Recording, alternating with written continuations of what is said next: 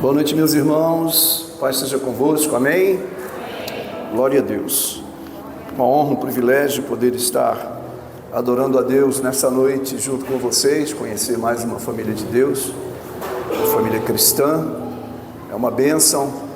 Quero agradecer a Deus em primeiro lugar pela oportunidade de ministrar a palavra, louvá-lo através da ministração da palavra, agradecer ao pastor Ailton José, pastora Rosângela, pela confiança desse púlpito.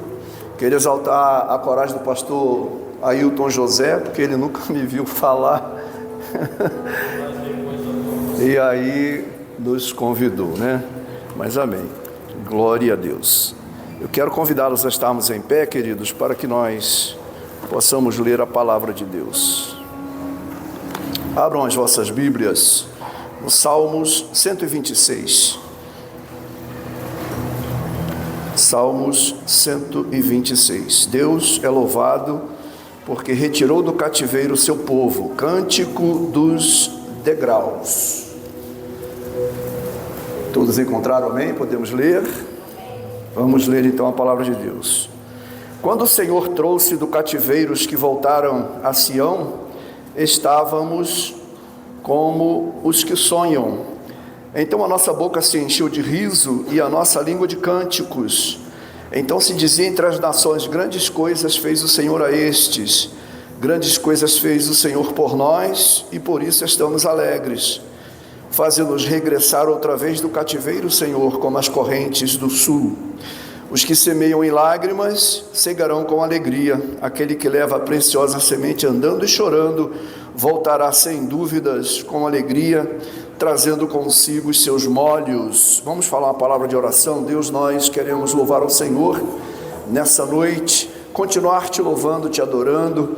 E agora, Deus, através dessa palavra, o Senhor, através do teu Espírito Santo, tem toda a liberdade de mudar aquilo que for preciso. E ó Deus, fala conosco nessa noite, nos edifica, nos dá, Senhor Jesus, o toque especial do teu Espírito, para que nós possamos te adorar, principalmente na tua presença, que não seja apenas nos átrios, mas no Santo dos Santos, em nome de Jesus, amém. Podeis vos assentar, glorificando a Deus. Eu quero que vocês tenham completa liberdade de continuar adorando o nome de Jesus, né? Nós, como igreja, temos uma tríplice missão, né? Adorar e servir ao Senhor, comunicar com os membros nas suas necessidades e evangelizar o mundo. E quando estamos na igreja, é a oportunidade que nós temos de adorarmos a Ele. Então, que nós não sejamos acanhados, que nós não sejamos tímidos nem indiferentes, mas que possamos aproveitar essa oportunidade de adorar o nome de Jesus, amém? Que você adore o nome de Jesus, independente da mensagem, dos cânticos, que você veio aqui para adorar e que você possa fazê-lo, tá bom? Porque é para Ele, como foi lido aqui, tudo é para Ele, amém? Eu quero direcionar essa mensagem através de um tema, e o tema é a urgente necessidade de restauração espiritual. Eu quero frisar o verso número 4, que o verso número 4 restaura-nos, Senhor, como as correntes do sul, né? Ou na versão Ara, restaura, Senhor, a nossa sorte, como as torrentes do Negueb. Eu quero usar mais esse verso como um verso-chave da nossa mensagem de hoje. Muito bem, os salmos do hebraico têm um significado, né? Ele tem um termo que é terrilim. Terrilim é um termo do hebraico que significa louvores. É interessante que parece que o culto hoje é tudo direcionado para o louvor, né? Inclusive quero louvar a Deus pela vida de cada um dos componentes desse grupo de louvor. Que bênção, né? Nos elevou realmente a presença de Deus em adoração. Quero cumprimentar meus conterrâneos. Acho que vocês já perceberam pela minha fala, né? Pelo chiado Aqui eles falam que nós somos iguais a uma rádio desintonizada, fica chiando. Então, que os goianos não reparem e os cariocas vão entender perfeitamente. A minha esposa custou a entender, mas ela acabou compreendendo. Amém? Muito bem. Então, o termo Salmos do hebraico é Terrilim. E na Septuaginta, que é a versão grega do Antigo Testamento, é psalmoi, com o significado de cânticos para serem acompanhados por instrumentos de cordas. Então, é psalmoi. Eu quero introduzir essa mensagem dizendo que o povo de Deus, eles viveram uma situação que nós, com toda certeza, dos tempos modernos, nunca passamos. Eles foram levados cativos para a Babilônia, aqui é o reino do sul, Judá, foram levados cativos para a Babilônia. E eles perderam tudo, né? E agora estavam trabalhando como escravos, certamente com açoites, com humilhações. Então, quando Deus restaura a sorte deles, trazendo-os de volta a Sião, a Jerusalém, eles estavam como quem sonham, eles estavam celebrando ao Senhor essa enorme vitória. Foi muito grande, foi algo assim que eles não conseguiriam imaginar, e Deus foi surpreendente. Então a gente aprende a surpreendente ou surpreendente livramento de Deus ao seu povo. Nós aprendemos através desses salmos que Deus, Ele é poderoso para não apenas nos surpreender, mas principalmente para mudar destinos. Deus é poderoso para mudar destinos e renovar esperanças. Nós vamos perceber ao longo da mensagem que eles estavam sem esperanças, estavam tristes, apáticos, sem esperanças. E vamos aprender também nesses salmos que é possível que quando nós vemos o agir sobrenatural de Deus, isso traz para nós um fortalecimento da fé e comunica a nós também uma possibilidade de sermos resilientes em meio às lutas. Então, quando a gente vê a ação poderosa de Deus, e quando nós estamos em lutas comparadas a essas que são quase que insignificantes, nós como que nos renovamos em forças. Então, o Espírito de Deus, ele comunica graça, força, não a graça, favor imerecido, mas a graça, o poder de resistência, o poder de resistir às adversidades, às tempestades, os vales, os desertos. O conceito desses salmos, aliás, de todos os salmos, né? Os salmos são orações e louvores inspiradas ou inspirados pelo Espírito Santo e foram escritos para expressarem as mais profundas emoções íntimas da alma em relação a Deus. Então esse é o conceito dos salmos. E esses salmos especificamente, ele está classificado como parte do saltério na categoria de salmos de ação de graças pelo reconhecimento do socorro e livramento divinos.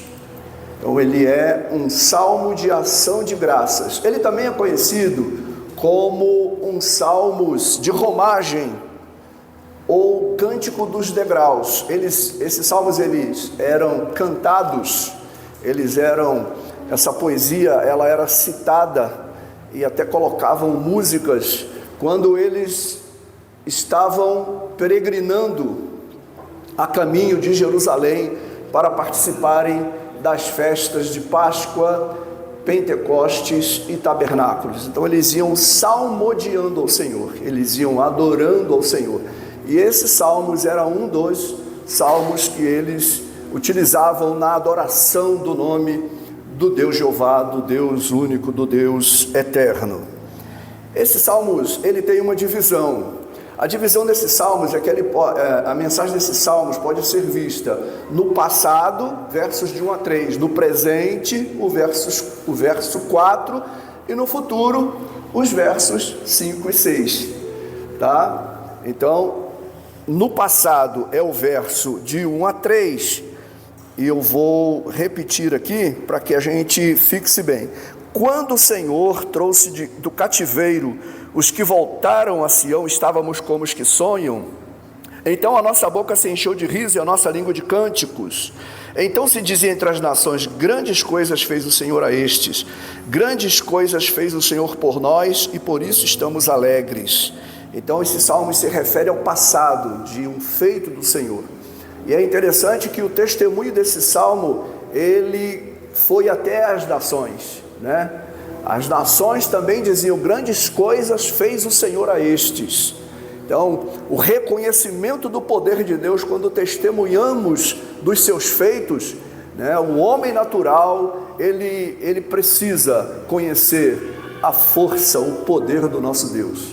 É por isso que nós precisamos testemunhar dos feitos do Senhor. E no presente, faze-nos regressar outra vez do cativeiro, Senhor, como as correntes do sul. Ou como eu disse na versão Ara, restaura, Senhor, a nossa sorte, como as torrentes do Neguebe. E no futuro, os que semeiam com lágrimas, com júbilo ceifarão. Quem sai andando e chorando enquanto semeia, voltará, por certo, sem dúvida, com júbilo, trazendo consigo seus feixes. Restaurar, a urgente restauração é o nosso tema, a urgente necessidade de restauração espiritual. Restaurar significa reparar, consertar, né? Reformar alguma coisa. E aí, nós somos casa espiritual. Então, nossa vida espiritual precisa constantemente estar também sendo refletida a respeito de reforma espiritual. Porque nós precisamos estar olhando para a nossa vida, como que está a nossa vida, no sentido de que o Espírito Santo de Deus esteja constantemente renovando-nos na força e no poder do nosso Deus. O apóstolo Pedro, na sua primeira carta, capítulo 2, 5, ele diz assim: vós, como pedras vivas, sois edificados casa espiritual e sacerdócios santos, para oferecer sacrifícios espirituais agradáveis a Deus por Jesus Cristo. Então nós somos casa espiritual, nós somos santuário do Espírito Santo, e também somos sacerdotes. Aqui nesse texto e no verso 9, ele nos ensina que nós somos sacerdócio santo, né? Se falou muito sobre santidade nessa noite, né? E a gente sabe que nós não podemos, como o apóstolo Pedro nos ensina, não podemos ser santos como o nosso Deus é santo, porque Ele é absolutamente santo, mas nós precisamos ser santos porque Ele é santo. Então, ou seja, não se tem como se relacionar com Deus sem que procuremos ser santos, sem que procuremos estar na presença de Deus, caminhar na direção, na aproximação de Deus, para que nós experimentemos não apenas o agir poderoso do Senhor, mas que nós sejamos instrumentos afinados para que Ele cumpra os seus propósitos na vida e contando com cada um de nós, em nome de Jesus. Glória a Deus. E qual era a função do sacerdote? A função do sacerdote, segundo a lei do holocausto, é que o sacerdote, precisava manter o fogo aceso continuamente. O fogo, ele arderá continuamente no altar e não se apagará. E toda manhã, o sacerdote precisava retirar as lenhas, trocar as lenhas, né? Retirar as cinzas, aliás, e colocar novas lenhas. Não é isso mesmo? Hoje, metaforicamente, a nossa vida é o altar de Deus, não é verdade? Nós somos o altar de Deus. O Espírito Santo habita em nós, Como o pastor Ailton José disse, né? O eterno habitando em vaso de barro. Então, só isso já é algo para que nós adoremos ao Espírito Santo, porque Ele habita em nós apesar de nós, apesar das nossas imperfeições. Mas então a nossa vida é o altar de Deus. O fogo é o Espírito Santo que habita em nós, e Ele precisa arder em nós, espiritualmente falando, constantemente, continuamente.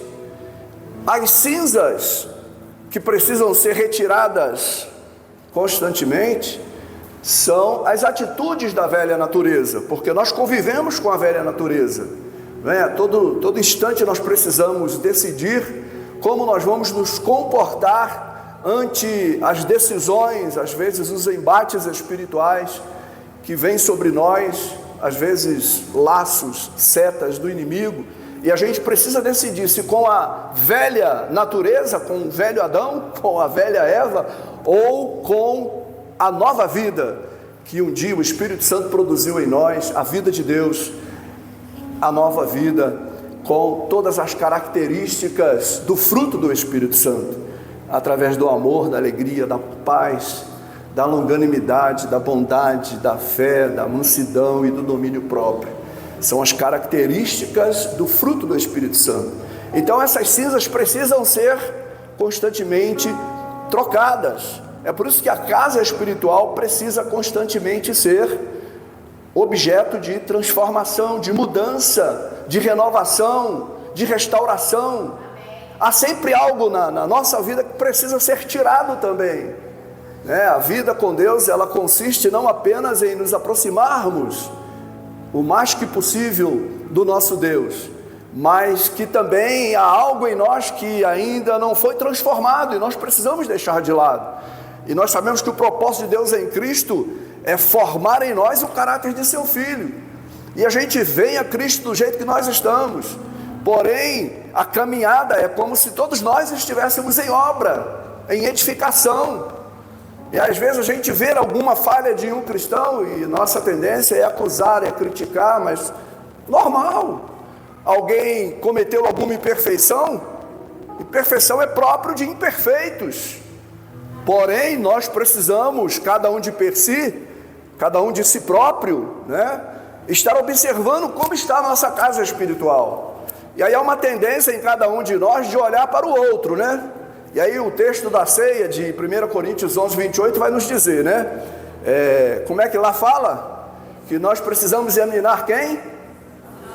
A nós mesmos, para que depois coma do pão e beba do cálice. Examine-se, pois o homem há, ou será que é o outro? Examine-se o outro. Normalmente a gente quer mudar o outro, né? Eu brinco lá em casa dizendo, estou fazendo um jejum de propósito para que Deus mude a Ilma em algum sentido. Mas é brincadeira, né? A gente precisa nós mesmos estar preocupado com a mudança em cada um de nós. Então o significado espiritual das cinzas é que algo na vida precisa ser retirado da casa espiritual, né? Ninguém pode dizer que está absolutamente santo aqui. Aqui só tem imperfeições. Se eu quiser ver imperfeições em pessoas ou em alguma coisa, é só isso que eu vou ver. É por isso que tem pessoas que são extremamente críticas, né? Porque elas só focam nas imperfeições. Mas é interessante que Jesus viu o melhor de nós. Jesus sempre viu o melhor de nós. Ele viu o melhor de Judas, apesar de Judas ter sido traidor. Ele mesmo diz lá nos Salmos, né, que ele comia com Judas, ele comia às vezes do mesmo prato, do mesmo alimento. Então Jesus, ele viu o melhor em mim. Graças a Deus por isso, senão nem aqui eu poderia estar.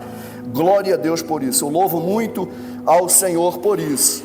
Então, o que são as novas lenhas? As novas lenhas são as nossas orações, o nosso louvor, a nossa adoração. E às vezes a gente confunde um pouco louvor com adoração. Eu agora estou louvando, porque louvar diz respeito a serviço cristão. O sacrifício é o nosso culto, né? Próprio do sacerdote, da atividade sacerdotal. E aí, o nosso louvor, que são as novas lenhas, diz respeito ao trabalho, aquilo que eu faço para Deus. O que eu faço para Deus é o louvor. Agora, a adoração diz respeito a quem eu sou para Deus. Na verdade, o que a palavra de Deus conseguiu transformar a minha vida, isso é adoração. Adoração não é só cantar. Quando a gente canta, a gente exterioriza a adoração. Quando você serve, você exterioriza o louvor. Eu estou louvando a Deus nessa noite. Obrigado, Jesus, por eu estar te louvando nessa noite através dessa palavra. Amém? Glória a Deus por isso. Então, as nossas orações, nosso louvor são as novas lenhas. E aí não é aconselhável nós acostumarmos com um culto habitual. Jesus, citando o profeta Isaías, ele repreende os escribas e fariseus, dando uma reprimenda bem forte, dizendo assim, em Mateus 15, 8 e 9, hipócritas, bem profetizou Isaías a vosso respeito, dizendo, este povo honra-me com os seus lábios, mas o seu coração está longe de mim. E aí o povo também estava refém do cativeiro da Síria, exatamente por uma vida dissociada de uma adoração ideal para o nosso Deus.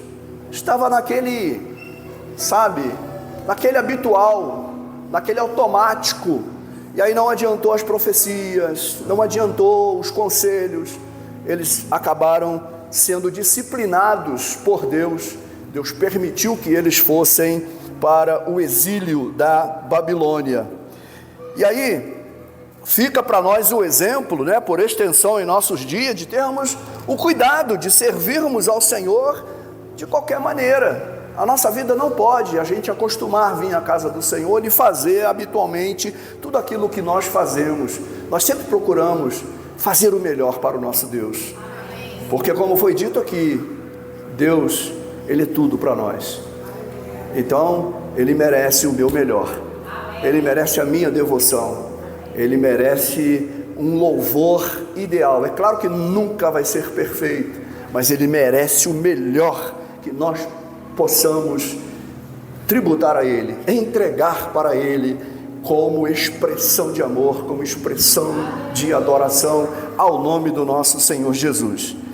Meus queridos, Deus está à procura de adoradores, como nessa metafórica comparação, que o coração, que é o altar de Deus, tenha fogo.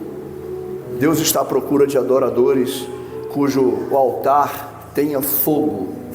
E aí eu pergunto para cada um de nós nessa noite: será que tem fogo em nosso altar? Se tiver fogo em nosso altar, que nós possamos adorar o nome de Jesus nessa noite. Cadê os adoradores cujos altares têm fogo do Senhor Jesus? Amém? Glória a Deus. Nós viemos para isso, para adorar, para exaltar o nome de Jesus nessa noite. Mas, queridos, a realidade da mensagem dos Salmos, ela pode ser vista no passado. E aí a poesia começa com um saudosismo, revivendo a situação do passado, versos de 1 a 3, que nós já lemos. Quando o Senhor trouxe do cativeiro os que voltaram a Sião, estávamos como os que sonham. Saudosismo, Então a nossa boca se encheu de riso e a nossa língua de cânticos. E aí se dizia entre as nações: grandes coisas fez o Senhor a estes, grandes coisas fez o Senhor por nós, por isso estamos alegres. E aí nesses versos de 1 a 3, nós podemos ver, em primeiro lugar, a realidade do cativeiro. Por que eles estavam tão arrebatados em alegria? Então nós vamos aqui em rápidas reflexões ver qual era a realidade do cativeiro. E aí o Salmo 137 pinta um quadro do povo no cativeiro. Lá no Salmo 37, versos de 1 a 4, vai dizer assim: junto dos rios de Babilônia, ali nós assentamos e choramos, quando nos lembramos de Sião. Sob os salgueiros que há no meio dela, penduramos as nossas harpas, pois ali aqueles que nos levaram cativos nos pediam uma canção, e os que nos destruíram, que os alegrássemos, dizendo: cantai-nos uma das canções de Sião. Como cantaremos a canção do Senhor em terra estranha? Então a gente pode ver aqui que eles estavam abatidos, que eles tinham pendurado harpas, que eles estavam chorando, né? Aqui vai dizer, logo no princípio, assentamos quando lembramos de Sião. E aí vai dizer assim, que há no meio dela pendurou nossas harpas, pois ali os que nos levaram cativo pediam uma canção, aquele que nos destruíram e tal. Então eles estavam emocionalmente abalados, perderam tudo, eles estavam apáticos, né? E aí é por isso que a restauração literal da vida dos judeus, do povo de Deus, foi algo sobrenatural para eles. Eles pensavam que não tinha mais saída, que eles iriam morrer no exílio, no cativeiro. Eles perderam sua pátria, sua bandeira, perderam suas famílias, suas terras, suas posses, o templo, as festas, perderam tudo, não tinham mais nada.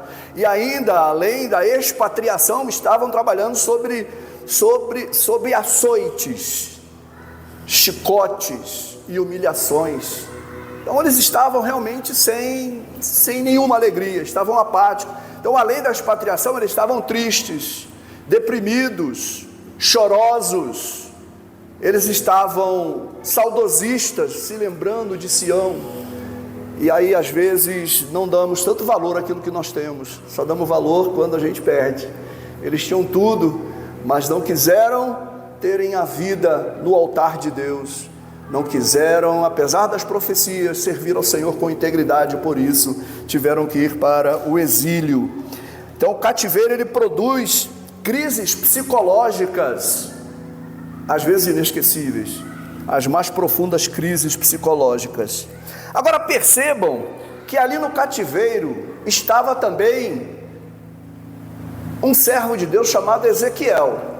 Vamos ver o que ele estava fazendo. Perdoa, eu toda hora estou tocando nessa água aqui.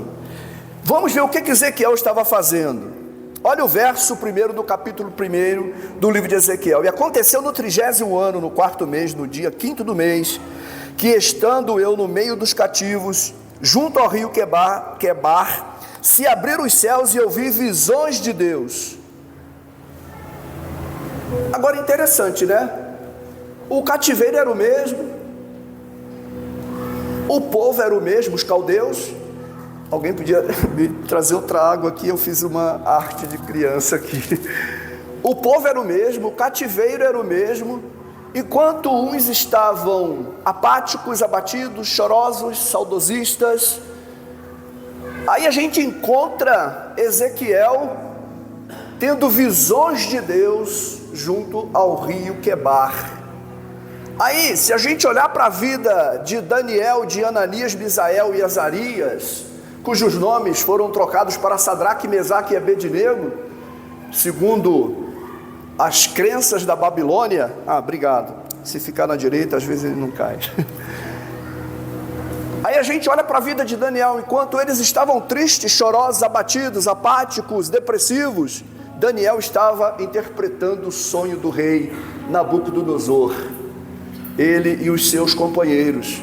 Aonde estava Ananias, Misael e Azarias? Estavam passeando no meio do fogo, porque rejeitaram adorar a estátua que fora erigida no campo de Dura, na província de Babilônia. Então isso mostra que eles tinham outro estilo de vida. Qual era a diferença? É porque eles estavam na presença de Deus. Eles tinham um estilo de vida de adoradores. E aí eu quero contextualizar tudo isso dizendo assim, uma pergunta que a gente precisa fazer para nós mesmos nessa noite: qual grupo eu quero pertencer quando vierem os vales, as lutas, os desertos na minha vida? O grupo que pendura a harpa, ou seja, zero adoração ao nome de Jesus, fica triste, abatido. Eles assentamos e choramos. depressivos, chorosos, ou queremos pertencer ao grupo de Ezequiel, Ananias, Daniel, Mesaque, Azarias, que continuaram na presença de Deus, contemplando o agir de Deus e o sobrenatural de Deus, muito embora numa adversidade equivalente a que esses primeiros estavam do Salmo 137.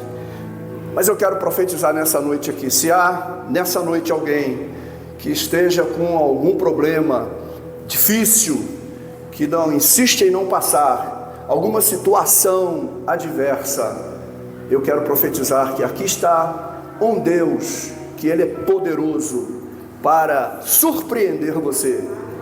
Conforme Efésios 3:20, Ele pode nos dar infinitamente além daquilo que pedimos ou pensamos pelo poder do Espírito Santo que opera em nós. Vamos ler esse texto? Ora, aquele que é poderoso para fazer tudo muito mais abundantemente além daquilo que pedimos ou pensamos, segundo o poder que em nós opera, a esse a glória na igreja por Jesus Cristo e em todas as gerações, para todos sempre. Amém. Glória a Deus. Não percamos a esperança. A gente sabe como está a nossa nação, a gente sabe que a coisa está caminhando. Eu tenho um entendimento de que para acontecer, ou acontecerem as profecias, parece que a coisa parece que tem que ir para um estado de caos, para que se levante o anticristo, um grande orador com propostas mirabolantes. E a gente está sentindo isso, que as coisas estão a cada dia mais difíceis. Porém a igreja ainda está na terra, nós ainda somos o sal dessa terra e luz desse mundo. Enquanto a igreja do Senhor Jesus estiver aqui, o Senhor Jesus é o Deus conosco. Ele há de, no momento certo, dar o livramento, dar o socorro, dar a solução, dar a resposta, em nome de Jesus. Que situação adversa você está vivenciando? Há uma canção de Amanda Vanessa, que eu vou arriscar cantar aqui. Não sou cantor, mas essa letra, ela fala de adorar na adversidade.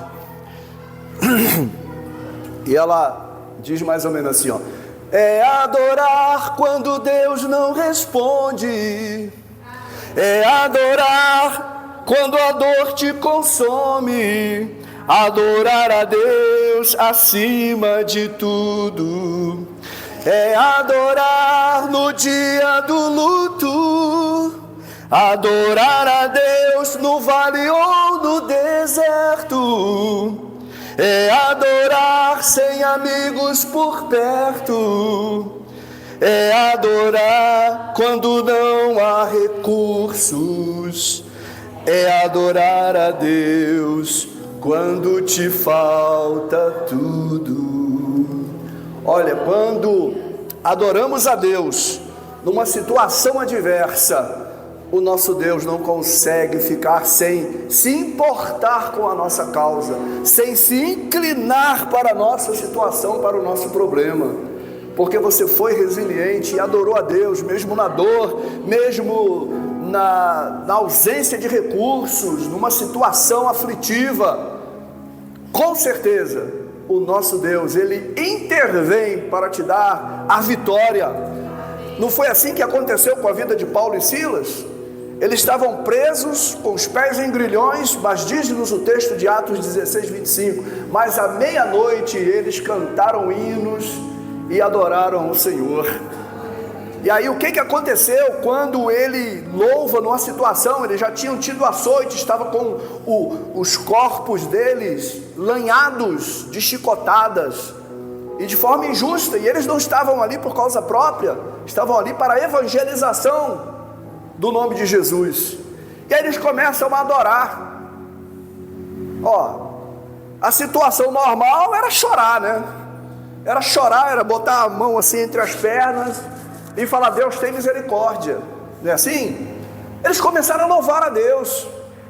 E aí o que aconteceu? Um grande terremoto sobreveio aquela prisão, e aí os grilhões de todos os presos se soltaram, e aí o carcereiro pediu luz, porque não tinha energia elétrica, e pensou que todo mundo tinha saído, tinha fugido, e aí, antes era Saulo, né, diz para ele assim: não se preocupe, nós todos estamos aqui.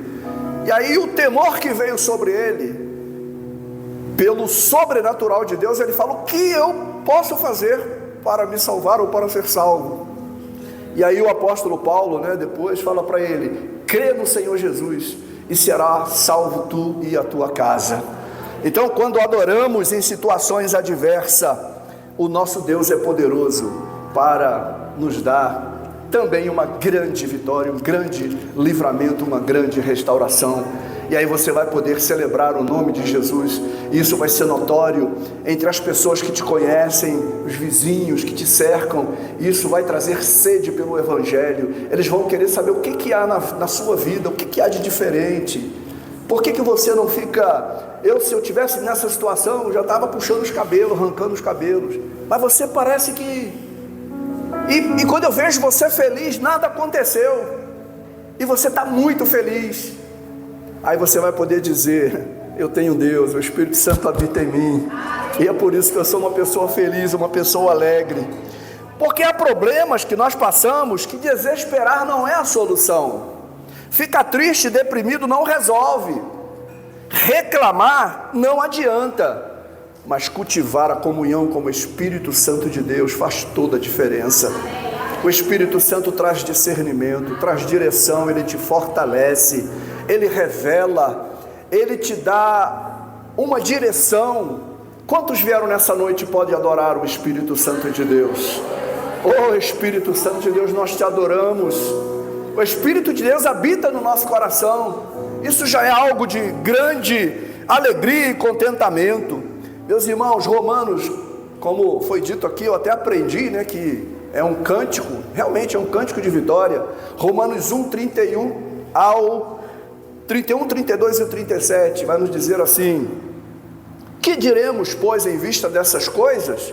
Se Deus é por nós, quem será contra nós? Aquele que nem mesmo o seu próprio Filho poupou, antes o entregou por todos nós, como não nos dará também com Ele, ou em Cristo, todas as coisas? Ou todas as demais coisas das quais carecemos? Aí o 37 vai concluir dizendo assim, cadê o 37? Mas em todas essas coisas somos mais do que vencedores por aquele que nos amou. Glória a Deus. John Stott, comentando os versos desse texto, ele vai trazer um entendimento interessante.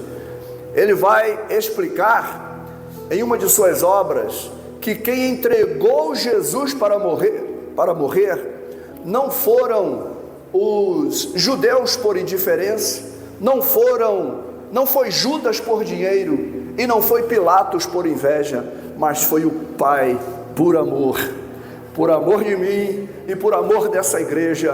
Por isso que Ele nos deu o melhor. Se Ele nos deu Jesus, que era o melhor de Deus, como também Ele não vai te socorrer em uma situação difícil, quer seja saúde, quer seja de recursos. Deus é poderoso para nos dar algo que de maneira nenhuma seria o melhor dele, porque o melhor dele Ele já nos deu, que é Jesus. Por isso que Jesus precisa ser tudo para nós.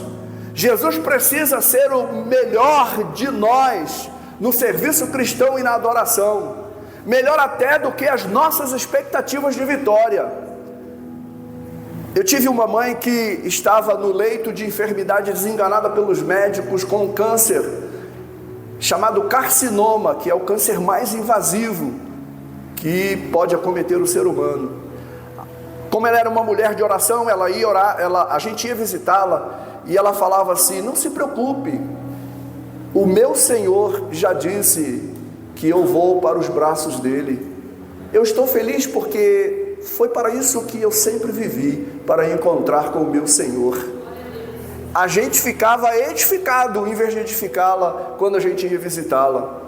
E aí teve um dia, e eu orando, Senhor, cura minha mãe, orando com força, sempre que podia, que eu trabalhava, era da ativa naquela época. E aí quando eu cheguei um dia no hospital, como ela era uma mulher de oração, ela falou assim: meu filho, deixa eu te dizer uma coisa, Deus me revelou que você está orando por mim. O anjo já veio me buscar, mas ele não me levou, porque você está orando por mim. Aí eu fiquei pensando, sério? Porque eu estava orando? Olha o poder da oração, principalmente de um pai, de um filho, que ora com a alma, que ora com o coração, pedindo uma bênção a Deus. E aí as nossas orações, dependendo da nossa integridade, pode impedir um propósito de Deus. Aí ela falou para mim, meu filho, chega em casa, dobra o teu joelho e fala, Senhor, faça a tua vontade. E aí eu fiz isso. No outro dia de manhã, quando eu e a pastora Irma fomos no hospital, o Senhor já a tinha tomado. E aí a enfermeira ficou aterrorizada, porque não tinha amanhecido ainda. E quando os anjos vieram buscar minha mãe, aquele quarto ficou muito claro, teve um clarão muito grande, e ela pensou que estava chovendo, que era um trovão que normalmente clarece, mas não era. E ela sentiu algo sobrenatural ali. Os anjos vieram pegar uma serva fiel e temente a ele. Que maravilha, que maravilha, era uma mulher de oração. Outra realidade do cativeiro, deixa eu ver quanto tempo eu tenho, Jesus. Faltam 10 minutos, né, pastor? Já vou resumir. Uma outra realidade do cativeiro foi quando o povo estava cativo nos tempos de Moisés lá no Egito. E aí chegou o tempo também deles serem libertos ou libertados daquele cativeiro. E aí eu fico imaginando a jornada deles no deserto. Eles estavam no deserto e o primeiro desafio foi passar pelo Mar Vermelho com o exército mais bem aparamentado atrás deles, senhoras, velhinhos, crianças e os seus pertences. E aí o primeiro milagre foi abrir o Mar Vermelho e o povo passar a pé enxuto, e o mesmo mar que eles passaram afogou o maior exército do mundo de então naquelas águas. Mas aí eles chegam em Sur. Sur quer dizer limite, muro. E aí quando eles chegam em Sur, é uma cadeia de montanha que eles tinham dificuldades de subirem e descerem, mas eles conseguem vencer aquela primeira dificuldade. E aí quantas vezes nós chegamos em situações semelhantes? Chegamos em Sur. O deserto é considerado uma escola de Deus, né? O deserto tem a finalidade de nos aperfeiçoar no caráter. Muitos personagens passaram pelo deserto. Moisés passou pelo deserto, José, Davi, João Batista e até Jesus passou pelo deserto. O deserto é uma escola. E às vezes, se Deus nos matricular no deserto, não podemos criticar, não podemos murmurar, mas confiar no Senhor e saber tirar lições que certamente Deus vai estar trazendo para nós. E aí, em Sur, eles conseguem, a uns 11 quilômetros para frente de Sur, subindo e descendo, eles chegam em Mara. Mara, do hebraico, é amargo. Quando eles chegam em Mara, eles encontraram água, mas a água era amarga. E aí, mais crítica, mais murmuração, o que haveremos de beber? E aí eu fico com dó de Moisés, imaginando essa cena. Mas aí Moisés vai orar ao Senhor, e o Senhor dá a solução do lenho. O lenho era um pedaço de madeira que ele joga nas águas e transforma aquelas águas em doces ou em potáveis. E aí, metaforicamente, na comparação, o lenho aponta para a cruz de Cristo, que um dia também transformou a nossa vida em uma vida amarga, cheia de pecados, de vícios, longe de Deus, em uma vida doce, alegre e abençoada. E aí, ainda hoje, se nós bebermos da água que Ele tem para nos dar, como em João 7,37, quem tem sede, venha a mim e beba. É possível que nossa vida seja transformada para uma vida doce, abençoada, feliz na presença de Deus. Então, se tem alguém aqui que talvez não tenha ainda uma experiência mais próxima de Deus, saiba, beba a água que Cristo tem para nos dar, para que a sua vida seja mudada. Um pouquinho para frente, uns 11 quilômetros a leste, ali para frente, eles chegam em Elim. E aí sim, Elim quer dizer abrigo, tem uma tradução que é um lugar aprazível. E aí eles chegam em Elim. Elim, metaforicamente, é o lugar da bênção, é o momento da vitória. Ali tinha 12 fontes e 70 palmeiras, e eles acamparam ali. E aí, a nossa vida, nossa jornada espiritual é um ciclo, mas ou em Sur, ou em Mara, ou em Elim, nós precisamos entender que Deus está sempre conosco. Não podemos murmurar como aqueles que até desejaram voltar para o Egito, desconsiderando os milagres, o mar vermelho, a nuvem que os refrescava de dia e os guiava, e a coluna de fogo que os aquecia e também guiava à noite. Eles eram murmuradores, porque o olhar deles não era nas bênçãos de Deus, mas eram apenas nas dificuldades que estavam passando. Para concluir, eu quero chegar aqui no texto principal, do verso 4, que fala do texto, é ápice da mensagem, eu quero concluir com isso. Restaura a nossa sorte, Senhor, como as torrentes do Neguebe. A restauração é obra do Espírito Santo, é o Espírito Santo e a palavra que restaura a nossa vida, que traz mudança na nossa vida. Por isso precisamos ansiar por mudança, por transformação, por uma aproximação maior de Deus através do Espírito Santo e através da oração, porque não podemos de maneira nenhuma viver uma vida como no automático, mas nós precisamos efetuar mudanças, restauração, transformação na nossa vida espiritual. E aí o texto vai dizer: restaura-nos como as torrentes do Neguebe. O Neguebe é um deserto ao sul de Israel, é o deserto mais árido, mais seco, mais com pedras e areias escaldantes.